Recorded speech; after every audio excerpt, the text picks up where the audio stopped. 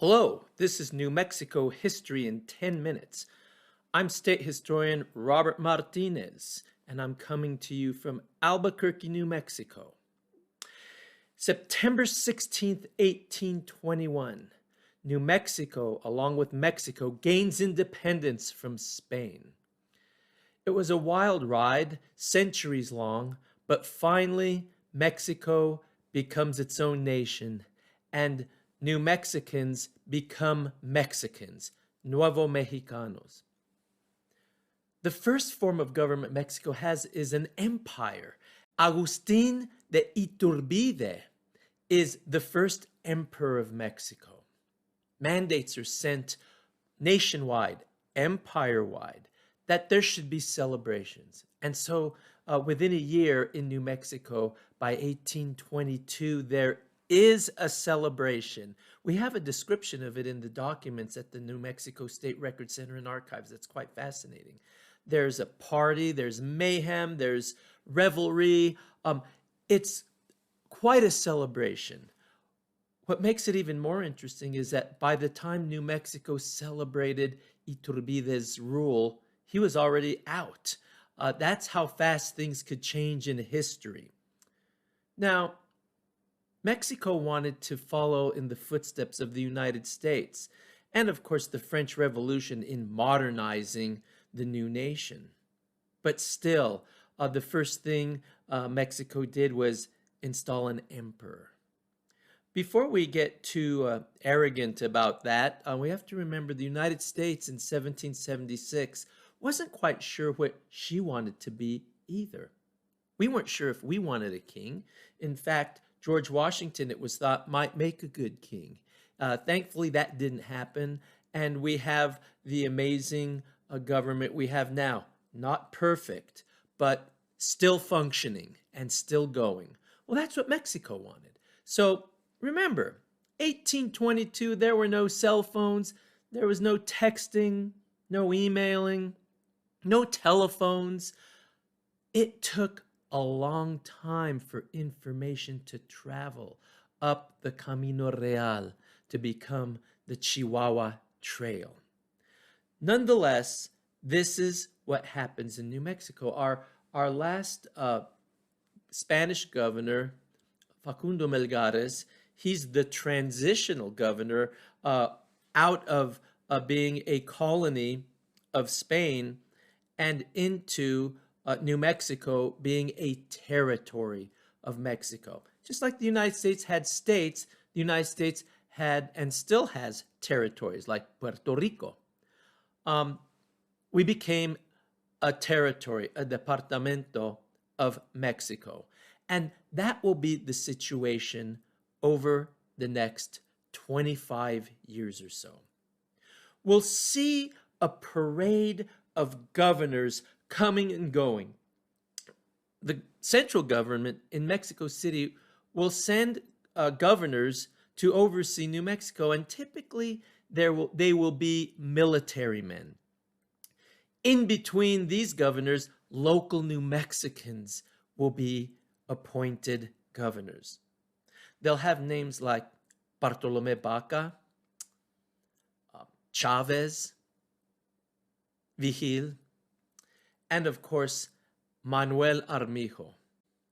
Manuel Armijo perceived himself as the Napoleon of New Mexico. We have a painting of him, and it's quite fantastic. It shows a very stately, honorable New Mexican wearing a Napoleon-style hat, which was the style of the day.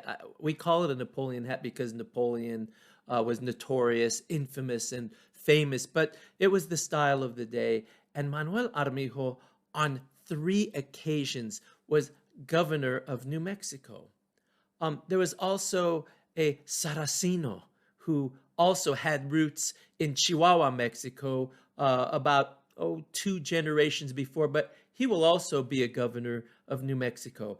We'll see when we study this Mexican phase, this period of our Mexicanismo, that the New Mexicans were kind of like placeholders. They would sit in the seat of the governor until a new governor came along. And these governors would not rule for long. There were a lot of them, about 17 governors in New Mexico total for about 25 years. That's a lot of turnover. And it's reflective of the instability of the national government in Mexico City. Nonetheless, this was how it was. And New Mexico would send representatives to places like Chihuahua and Mexico City to represent New Mexico. I've had the honor and privilege of going to Mexico City and studying our Mexican phase at the National Archives there, the Archivo General de la Nación. And it's quite amazing. New Mexico was completely and totally integrated into the Mexican government. In fact, in the 1820s and 1830s, there was more people in New Mexico than in Texas and California combined. New Mexico was the center of Mexican government in the northern territories. So we were completely part of that system. Representatives were usually local politicos, let's call them, politicians. They were also well-to-do people. They tended to be well-off, landowners, merchants.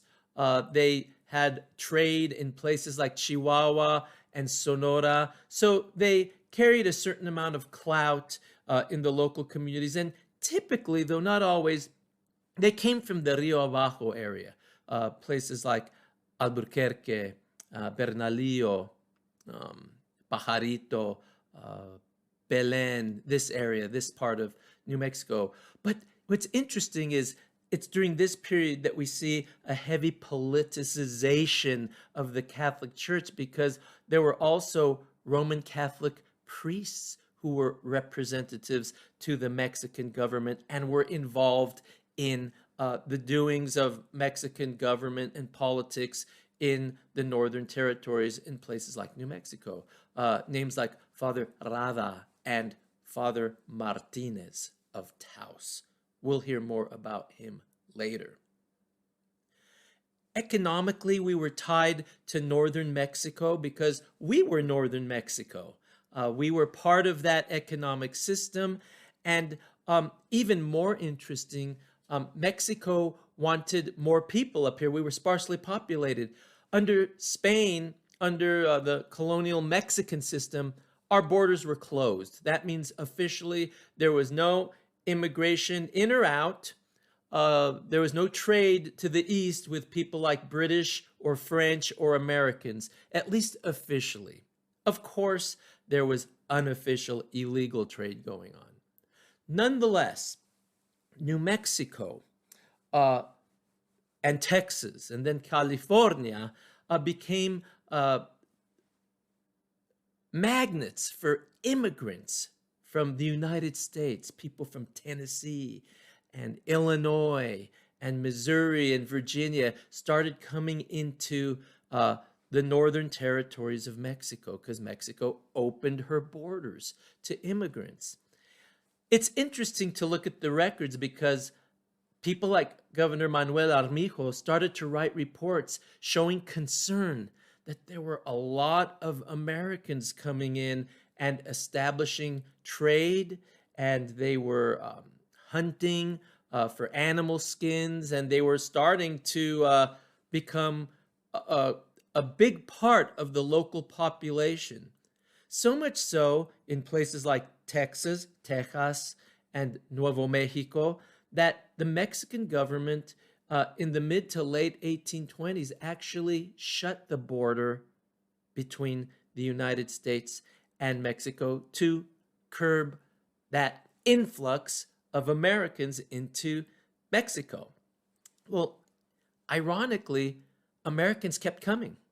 They kept coming into Mexico illegally because that's what immigrants do. It happens. Again, if you want to know what people are doing, study the laws that say don't do that. Don't come into the country anymore. Well, that's because people kept coming in. They kept coming in legally and illegally. And when people started coming here with names like Carson and Bent, uh, there were certain rules they had to follow. They had to become Catholic. They had to swear loyalty to the Mexican nation and renounce their citizenship in the United States. You'll see, if you study the records, that in the 1820s, 1830s, 1840s, you see a lot of American names marrying local Mexican women with names like Jaramillo, Chavez, Romero, Ortiz.